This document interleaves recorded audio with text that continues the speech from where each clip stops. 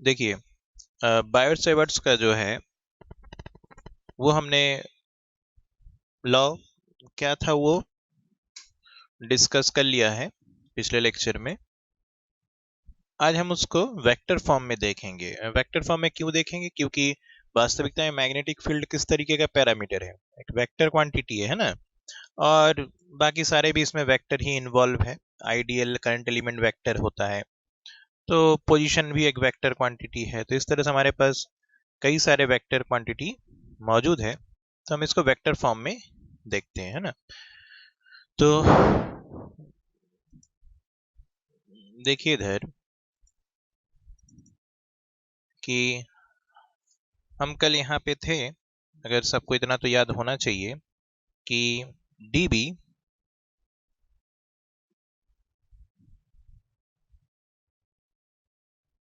जो dB था वो कितना आया था, कोई याद बताएगा? dB इज इक्वल टू कितना था? dB यानी कि small magnetic field due to current element कितना था, बताओ, याद है? सिंपली कांस्टेंट के लिख दूं चलेगा? एक्चुअली म्यू नॉट बाई 4 पाई होता है, लिखवाया था। हम अभी के लेके चलते हैं, लिखना कम पड़ेगा। फिर क्या था? I d l sine theta upon r का स्क्वायर, यही लिखा था, इतना ही आया था। अब हमें देखना था इसको इन वेक्टर फॉर्म, वेक्टर फॉर्म में इसको कन्वर्ट करना था। तो ठीक है, तो ऑब्वियसली हमने जब लैब में चीजों को एक्सपेरिमेंट किया होगा तो हमें मैग्नेटिक फील्ड किस तरफ बन रहा है वो पता चल गया होगा। नहीं समझ रहे हो?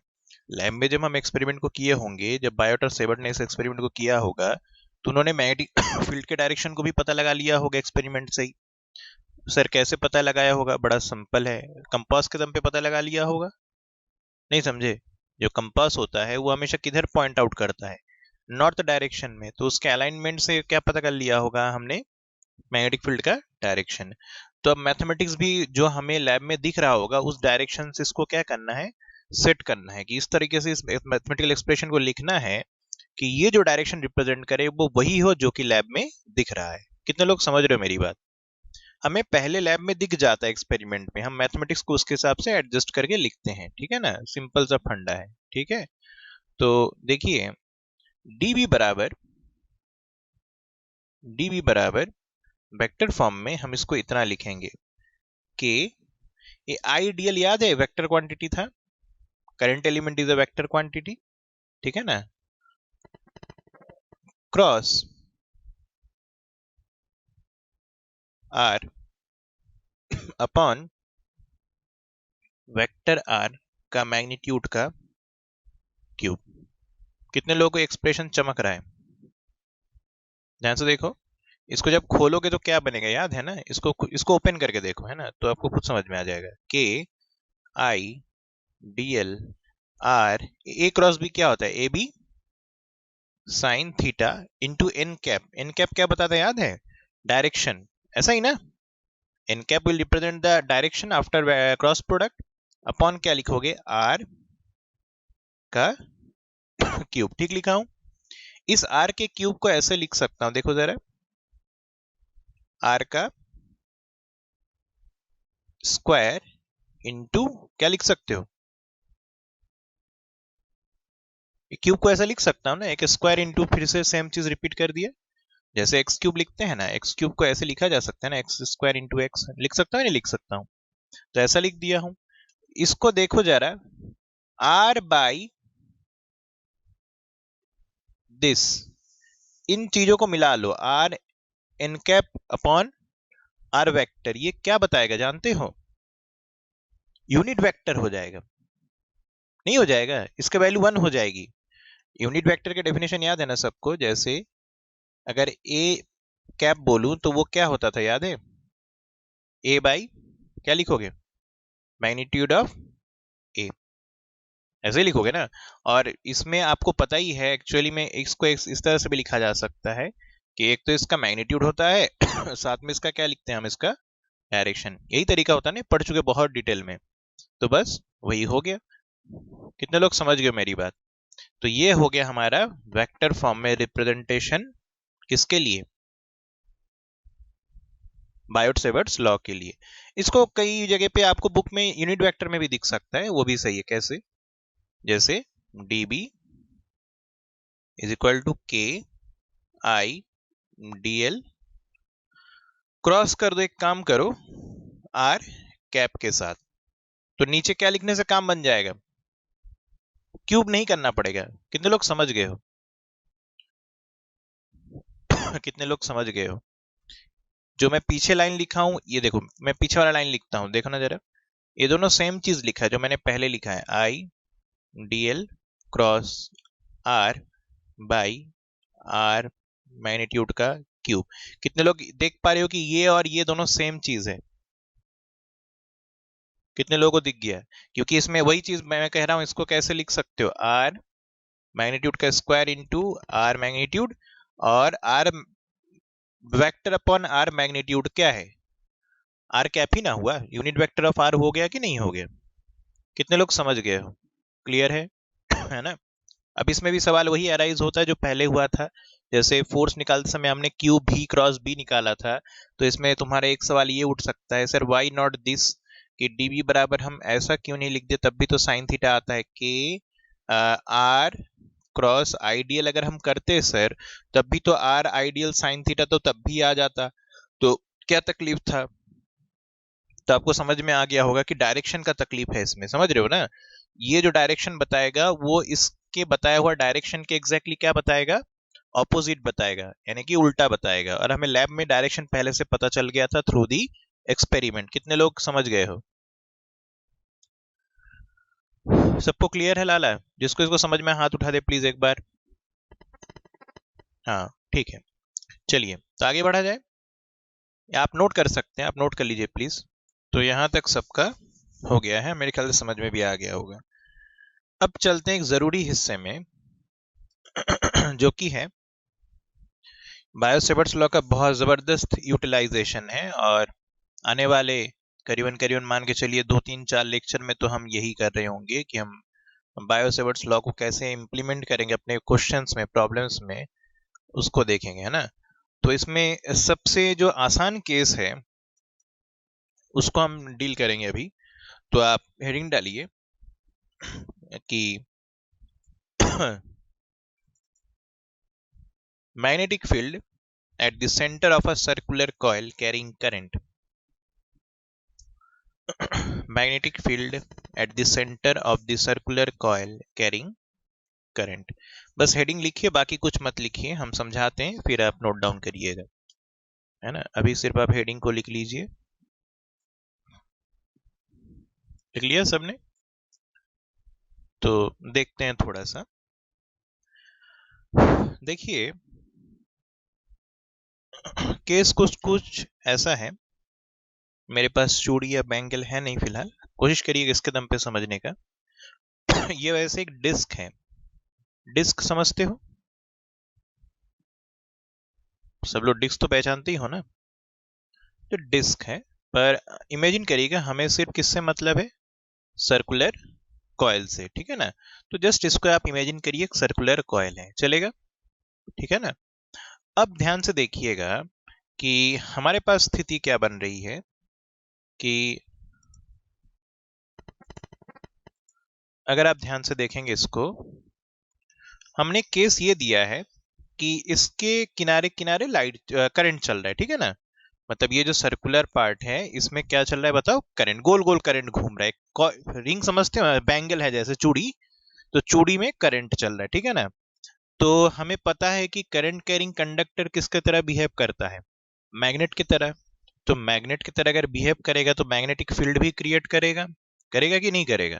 तो हमें ऐसे स्थिति में कितना मैग्नेटिक फील्ड बनेगा, कहां पे? उस सर्कुलर कॉइल के सेंटर पे, ये हमको पता लगाना है। क्लियर है सबको? समझ गया ना? क्वेश्चन क्लियर है ना सबको? है ना? ठीक है, देखिए हम इसको अब प्लॉट करते हैं तो आप ज्यादा फील कर सकते हैं। देखिए केस ऐसा है कि हमारे पास एक सर्कुलर कॉइल है, ये एक सर्कुलर कॉइल है, ठीक है लाला। और इसमें क्या मौजूद है बताइए, करंट, ठीक है ना। तो करंट मान लो इस तरीके से चल रहा है इसमें, ये इसमें करंट है, मान लीजिए, 1 मिनट, इसमें करंट कितना है मान लो आई, ठीक है ना। तो एक सर्कुलर कॉइल हो गया, उसमें करंट कितना है आई, तो इसका कुछ ना कुछ रेडियस भी तो होगा ना। तो इसका सेंटर से इसके सरकमफेरेंस की जो दूरी है, जो रेडियस है, वो मान लो कुछ है, लेट्स से सम आर, कितना है, आर के बराबर, ठीक है लाला। तो ये जब रेडियस आर ले लिया, अब हमको ये जो पॉइंट है ना, इसके जो सेंटर है, यहाँ पे कितना मैग्नेटिक फील्ड बनेगा, वही हमारे लिए क्वेश्चन मार्क है ना। तो ये जो सेंटर है, इसको मान लो कुछ मैंने नाम दे दिया पी, चलेगा। तो हमारे लिए क्वेश्चन मार्क ये है, what is magnetic field at point P. कितने लोगों को प्रॉब्लम समझ में आ चुका है, पहले तो वो हाथ उठाएं। सबसे पहले तो हमें सवाल समझ में आना चाहिए, हमें क्वेश्चन क्या है। तो हमारे पास एक सर्कुलर करंट कैरिंग कॉइल है जिसमें करंट आई दौड़ रहा है। हमें बताना है कि, हमें ये तो श्योर है सबको कि करंट चलने पर कंडक्टर मैग्नेट जैसा बर्ताव करता है, ठीक है ना। तो क्वेश्चन मार्क ये है, अगर ये मैग्नेट बन ही गया है तो ये मैग्नेटिक फील्ड भी बनाएगा। तो सवाल अगला ये अराइज होता है कि सेंटर पे मैग्नेटिक फील्ड कितना बनाएगा, ये हमारा स्पेसिफिक केस है। मैग्नेटिक फील्ड ये चारों तरफ बनाएगा, कितने लोग समझ रहे हो, क्योंकि मैग्नेट है, अपने मैग्नेट के चारों तरफ मैग्नेटिक प्रॉपर्टी दिखता है कि नहीं। पर अभी हमारे लिए सिर्फ जो क्वेश्चन है वो क्या है कि इसके सेंटर पे कितना बनेगा। और हम सेंटर पे स्पेसिफिक क्यों पढ़ रहे हैं वो अभी थोड़ी देर में डिस्कस करेंगे, अब खुद ही समझ में आ जाएगा। चलिए, अब हमें इसके बेस यहाँ पता करना है, बायो-सेवर्ट्स लॉ याद करो। बायो-सेवर्ट्स लॉ जो है वो सबको ध्यान होगा, ये एक छोटे से टुकड़े के लिए एप्लीकेबल है। स्मॉल करंट कैरिंग एलिमेंट के लिए बायो-सेवर्ट्स लॉ होता है, लंबे तार के लिए तो एप्लीकेबल है ही नहीं। कितने लोगों को याद आ गया है ना। तो बायो-सेवर्ट्स लॉ तो तभी लागू है जब आपके पास बहुत छोटा सा तार का टुकड़ा हो। एम आई क्लियर, ठीक है। तो हमें सबसे पहले क्या करना होगा, सबको चमक गया होगा कि हमें जरूरत है एक छोटे से टुकड़े का, ठीक है। तो हमने मान लो यहाँ पे एक छोटा सा टुकड़ा ले लिया, यहाँ पे ले रहा हूँ रैंडम, ये जहाँ पे मैं बैगनी कलर के ले रहा हूँ, ये हमारा छोटा सा टुकड़ा हो गया। छोटा सा होता है पर हम फिगर में बड़ा ही दिखाएंगे ताकि आपको दिखे भी तो सही। ये जो है, ये टुकड़े का लेंथ कितना हमने लिया, आप समझ गए होगे, डीएल, ठीक है ना। अच्छा बताओ, इस पर्टिकुलर पॉइंट पे कोई बताएगा करंट के डायरेक्शन क्या होगा। तो आपको पता है इस जगह में करंट गोल गोल घूम रहा है, तो यहाँ पे जो करंट का डायरेक्शन होगा, मेरे ख्याल से सबको पता होगा, यहाँ पे टेंजेंट के डायरेक्शन में होगा। This is the direction of the current. कितने लोग समझ गए हो, इस पर्टिकुलर पॉइंट पे करंट का डायरेक्शन तो यही होगा ना, क्लियर है।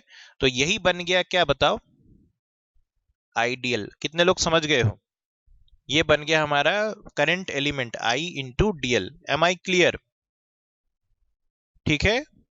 याद है करंट एलिमेंट का डायरेक्शन वही होता है जो कि करंट का होता है, और इस पॉइंट पे करंट का डायरेक्शन क्या है, ऑफ कोर्स सर्कल है तो उसका टेंजेंशियल है इस पॉइंट पे, ठीक है। अब हमें क्या चाहिए बताओ, पोजीशन वेक्टर चाहिए, किसका, जिस पॉइंट पे हमको मैग्नेटिक फील्ड पता लगाना है, उस पॉइंट का पोजीशन वेक्टर हमें करंट एलिमेंट से ढूंढना है, यही ना सवाल है। वो जो आर वेक्टर बनाते थे वहां पे आर वेक्टर, तो आर वेक्टर क्या था, position vector of the point where magnetic field needed to be calculated with respect to the current element। तो चलिए यहां से पोजीशन वेक्टर बनाते हैं। पोजीशन वेक्टर मैं दिखा रहा हूं किसी दूसरे कलर से, मान लीजिए, बताना जरा कि मैं सही बना रहा हूं कि नहीं बना रहा हूं। यहां से जिस पॉइंट पे हमको पोजीशन वेक्टर चाहिए वो यही है ना, पी ही ना है, पी पे ही ना पता करना है।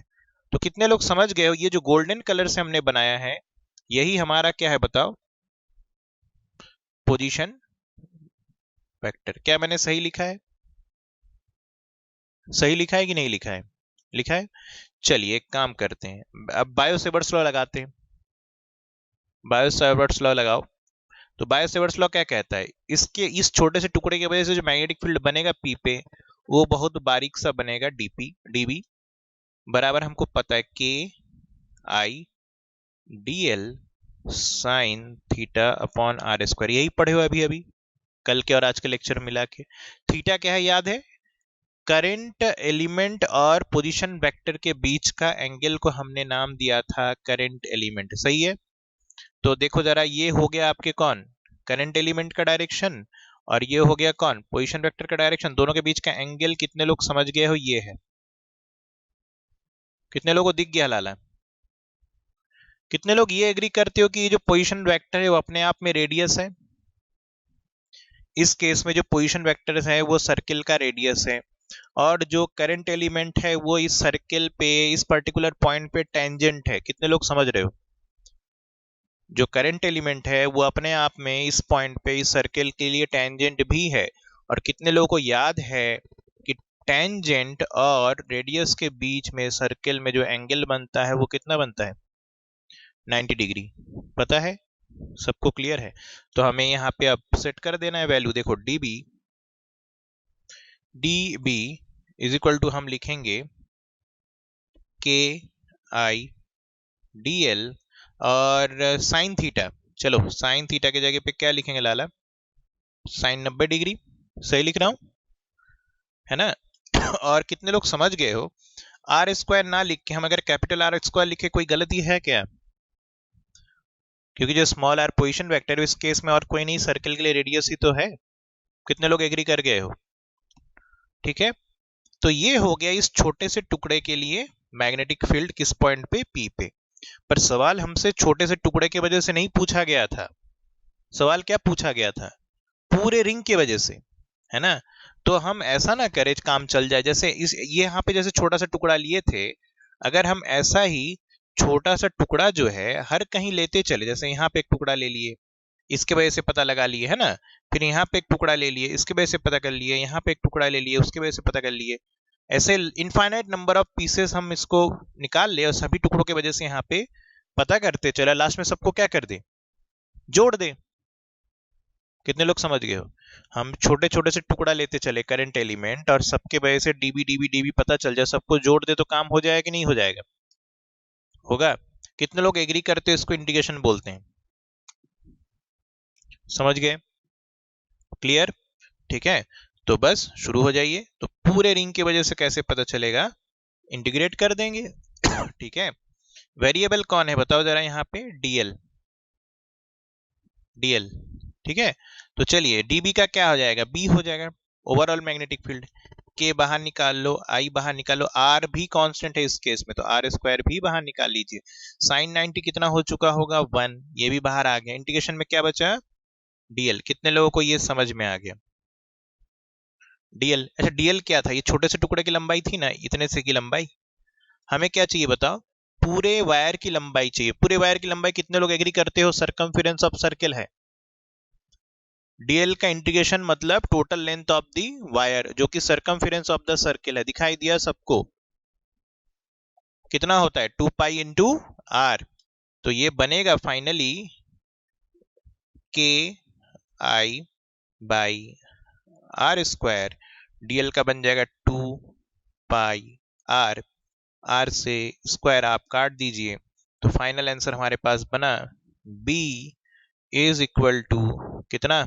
के आई बाई आर इंटू 2 पाई। कितने लोगों को चमक गया लाला? है ना?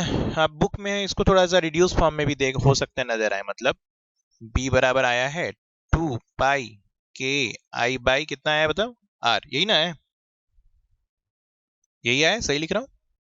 2 पाई के आई बाई आर। हाँ, कुछ लोग ये के वैल्यू डाल देंगे। याद है के की वैल्यू कितना होता है? वैक्यूम मान के चलो, म्यू नॉट बाई कितना बताया था? 4 पाई, है ना? तो मेरे ख्याल से 2 पाई से ये कट सकता है। तो कुछ लोग बुक में आपको जवाब में mu naught i by 2 r भी नजर आ सकता है। कितने लोग समझ गए पूरा कहानी? ठीक है, तो अब आप फुर्ती दिखाइए और इसको पहले नोट करिए। तो यहां तक सबने लिख लिए हो? अब फिर से बायो सेवर्ट्स लॉ के जो बेसिक डेफिनेशन है उसमें लौटते हैं और फिर आगे बढ़ेंगे तो फिर से एक केस के लिए, पर उसके पहले थोड़ा सा उसमें ध्यान से बारीकी से एक चीज और समझते हैं। डीबी जो है वो आपने लिखा है के i d l sine theta upon r का स्क्वायर, ठीक है। और कल जो फिगर बनाया था याद होगा, इस किस्म का एक फिगर बनाया था जिसमें आई करंट लिया था, यहाँ पे कोई पॉइंट पी था, यहाँ पे एलिमेंट डीएल लिया था, आईडीएल मतलब, और यहाँ से हमने पोजीशन वेक्टर क्या लिया था, आर, और ये एंगल थीटा था। इसके लिए पूरा ये कहानी लिखा गया था, याद आया? बायो-सावर्ट्स लॉ ही है। लेकिन इस खेल में जब हमें पूरे वायर के लिए मैग्नेटिक फील्ड पूछा जाएगा तो हम क्या करेंगे, ये तो सबको समझ में आ गया होगा। छोटे से टुकड़े के लिए तो बायो-सावर्ट्स लॉ था, पूरे वायर के लिए हमें क्या करना पड़ जाएगा, इंटीग्रेशन। ये बात सही है ना? पूरे वायर के लिए आपको इंटीग्रेशन के थ्रू ही जाना पड़ेगा। लेकिन इसमें एक बहुत बड़ी खिचड़ी है। क्या दिक्कत है, बारीकी से समझते हैं। हमारे लिए के मुसीबत नहीं है, ठीक है। हमारे लिए के मुसीबत नहीं है क्योंकि ये कांस्टेंट है, बाहर आ जाएगा, म्यू नॉट बाई 4 पाई, ये बाहर आ जाएगा। कितने लोग एग्री करते हो, एक तार में हर कहीं करंट अगर आई है तो हर जगह करंट आई ही होगा। बीच रास्ते में करंट कहाँ चला जाएगा, पूरे तार में करंट जितना है उतना मेंटेन रहेगा, है कि नहीं? तो हमारे लिए आई भी मुसीबत नहीं है एक तरह से, क्योंकि ये भी एक तरह से किसी भी तार में कांस्टेंट होगा, हमें पता है, मैनेज कर लेंगे। लेकिन इन दोनों को बाहर निकाल दो, अभी भी देखो ये आपके लिए तकलीफदायक है। कौन कौन से? डीएल।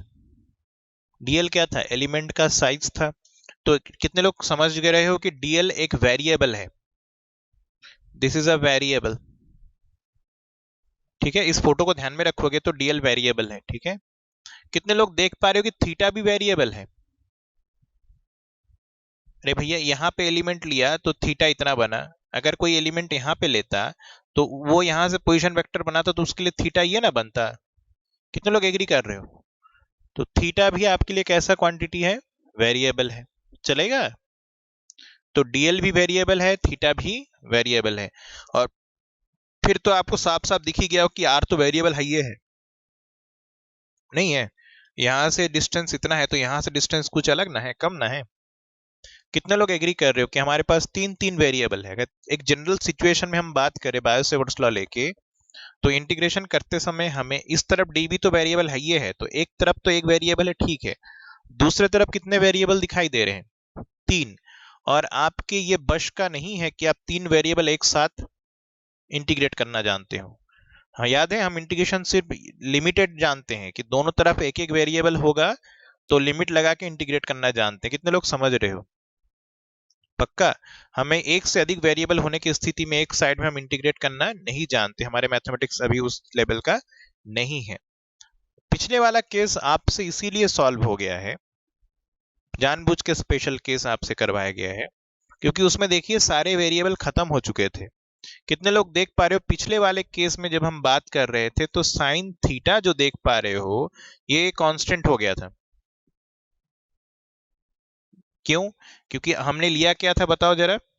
हमने लिया था एक सर्किल, एक सर्किल लिया था। और जब सर्किल में हम एलिमेंट की बात करेंगे तो एलिमेंट चाहे आप यहां लो, चाहे आप यहां लो, चाहे आप यहां लो, यहां से इसका रेडियस का जब भी आप ये आइडियल ऐसा बनाओ, चाहे ऐसा बनाओ, चाहे ऐसा बनाओ, यहां से जब भी पोजीशन वेक्टर बनाओगे तो एंगल कितना, हर एलिमेंट के लिए पोजीशन वेक्टर का एंगल कितना बनेगा, बताओ जरा। 90 डिग्री। कितने लोग एग्री कर गए हो? तो पिछले केस में हमारे लिए साइन थीटा बराबर 1 हो चुका था, कांस्टेंट हो गया था, ठीक है। कितने लोग समझ रहे हो, पिछले केस में जो पोजीशन वेक्टर का डिस्टेंस था, मतलब जो दूरी थी, वो हर के लिए कांस्टेंट कितना हो गया था, बताओ। आर, क्योंकि सभी एलिमेंट जो है सरकमफेरेंस पे था और सभी एलिमेंट से सेंटर की दूरी आर ही हो सकता था। ये तो बेसिक डेफिनेशन ऑफ सर्किल है। कितने लोग समझ गए हो? क्लियर? तो पिछले केस में हमारे लिए जो वेरिएबल की संख्या थी वो कितनी थी, बताओ। अकेला डीएल, क्योंकि साइन थीटा भी कांस्टेंट था और आर भी कांस्टेंट था, हमने देखो बाहर निकाल लिया था, ये देखो, ये देखो साइन थीटा 1 लिख दिया था, याद आया, ये रहा। और r को भी हमने ये बाहर निकाल दिया था क्योंकि कांस्टेंट मान लिया था। तो हमारे पास इंटीग्रेशन में इकलौता वेरिएबल कौन बच गया था? dl, और इस वजह से आप उसको इंटीग्रेट कर पाए थे। कितने लोग समझ रहे हो? है ना? तो अगर हमारे पास इंटीग्रेशन आएगा तो इतना तो आप जानते हैं आपको एक वेरिएबल चाहिए। तो अगर कॉम्प्लेक्स सिचुएशन अगर अराइज हुआ तो हमारे पास एक टारगेट पहले तो ये होगा कि आप नंबर ऑफ वेरिएबल्स को क्या करिए, सीधे सीधे रिड्यूस करिए, है कि नहीं? जब आप नंबर ऑफ वेरिएबल्स को रिड्यूस करेंगे और उसको रिड्यूस करते करते कितने वेरिएबल पे लेके आएंगे, एक ही वेरिएबल आपके पास बचेगा, तब जाके आप उसको क्या कर पाएंगे, इंटीग्रेट या फिर सॉल्व कर पाएंगे। एम आई राइट? ऐसा ही है ना?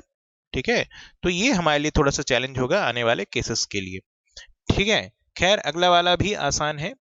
अगला जो केस हम देखेंगे वो सर्किल का नहीं बल्कि सर्किल के टुकड़े के लिए देखेंगे। सर्किल के टुकड़ा मतलब समझ रहे हो? पूरा सर्किल ना करके हम क्या करेंगे, पार्ट ऑफ सर्किल लेंगे। ठीक है, यानी कि सिचुएशन आप ऐसे समझ लीजिए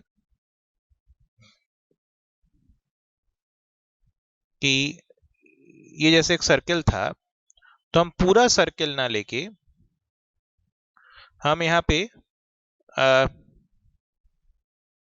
एक सर्किल का टुकड़ा लेंगे, मतलब आर्क। आर्क समझते हो ना? तो हमें आर्क ले रहे हैं, ठीक है ना? सर्किल का एक पीस है, मतलब ये एक आर्क है, ठीक है। कोई टुकड़ा है आर्क, और ये मान लो उसका क्या है, जिस सर्किल का टुकड़ा है उसका ये क्या है बताओ? सेंटर। ठीक है, तो हमें सवाल वही है, फिर से सेंटर पे ही पता करना है, बीपी कितना होगा ये हमें कुछ। अच्छा ध्यान रखना, अभी हम मैग्नीट्यूड निकालना सीखे, डायरेक्शन अभी बात ही नहीं की है, ठीक है ना? डायरेक्शन अलग से सीखेंगे, ठीक है ना? चलो, अब इसमें करंट है मान लो कितना, आई। तो इसमें कैसे पता लगाएंगे? तो फिर से वही लॉजिक है, हम एक छोटा सा क्या लेंगे, एलिमेंट लेंगे जिसका करंट एलिमेंट आइडियल होगा, और इसका डायरेक्शन आप समझ गए होंगे, टेंजेंट के साथ होगा। यहां से हम पोजीशन वेक्टर बनाएंगे जो कि और कोई नहीं, इसका जो लेंथ होगा वो रेडियस के ही बराबर होगा। सही लिख रहा हूं कि नहीं लिख रहा हूं? है ना? बस इस सवाल में एक चीज की जानकारी आपको होनी चाहिए, वो ये है कि आपको ये पता होना चाहिए कि ये आर्क जो है इस सेंटर पे कितना एंगल सबटेंड कर रहा है, ठीक है ना? इस सेंटर पे कितना एंगल सबटेंड कर रहा है। तो मान लो ये सेंटर पे एंगल सबटेंड कर रहा है, लेट से सम क्या ले लें, थीटा ले ले, कंफ्यूज तो नहीं हो गए? क्योंकि यहाँ पे भी थीटा लेते हैं, तो एक काम करो कुछ और ले लेते हैं, लेट से फाई। तो जो आर्क है वो सेंटर पे कितना एंगल बना रहा है, फाई। ठीक है, कितने लोगों को आर्क लेंथ निकालना आता है अगर सेंटर में एंगल पता हो? बहुत आसान है, यूनिटरी मेथड लगाते हैं कि नहीं, याद है कैसे? ये होता है सर्किल के लिए, पहले वो सर्किल का कहानी समझ लेते हैं तो यहाँ पे आसानी से सॉल्व कर लोगे। अगर एक सर्किल है हमारे पास, और अगर इसमें हम सिर्फ इसके आर्क की बात करें, जैसे यहां से लेके कोई बोले यहां तक का कहानी चाहिए हमको, यहां से लेके यहां तक का, तो हम यहां से सेंटर तक ज्वाइन करते हैं कि नहीं, याद आया? तो हम बोल देते हैं यहाँ पे आर्क जो है मान लो ये कितना एंगल बना रहा है, 5। कितने लोग एग्री करते हो सेंटर में जब टोटल एंगल कितना बनता है, 360 डिग्री, या फिर कह लो 2 पाई बनता है? तो जब पूरा बाहर बाहर जब पूरा आर्क कंप्लीट होता है तो सेंटर में एंगल कितना सबटेंड होता है, 360 डिग्री। तो यूनिटरी मेथड लगाओ, जब सेंटर में 2 पाई एंगल होता है तो सरकमफेरेंस का लेंथ 2 पाई आर होता है। सही लिख रहा हूं क्या? है ना? तो ये बताओ, जब 1 डिग्री एंगल होगा तो कितना आर्क का लंबाई होगा, 2 पाई आर बाई 2 पाई। कितने लोग समझ रहे हो? या 360 डिग्री, आपको जो कंफर्टेबल लगे। तो अगर सेंटर पे 5 एंगल होगा तो कितना लेंथ बनेगा, 2 pi R by 360 degree into 5। कितने लोग एग्री कर गए हो भाई? यूनिटरी मेथड लगाए, कुछ भी अलग से इसमें गणित नहीं लगाए, सिंपल यूनिटरी मेथड। ठीक है, तो बस यहां पे भी वही लगेगा। क्या लगेगा बताओ? जब आप इंटीग्रेट करोगे तो क्या बनेगा, डीबी का इंटीग्रेशन, के कांस्टेंट आई कांस्टेंट, ये हर एलिमेंट के लिए डिस्टेंस कितना है बताओ जरा, आर के ही बराबर होगा, तो आर भी बाहर निकाल लो, आर स्क्वायर, अंदर बनेगा डीएल, और डीएल के वैल्यू अब की बार कितना लिखोगे, सब समझ गए होगे, के आई बाई आर स्क्वायर, कितना लिखोगे, 2 pi by 360 into 2 pi r, यही ना आया था यार, जितना five 2 pi r divided by 360 into 5। हाँ, ये 2 पाई क्यों लिख दिया मैं,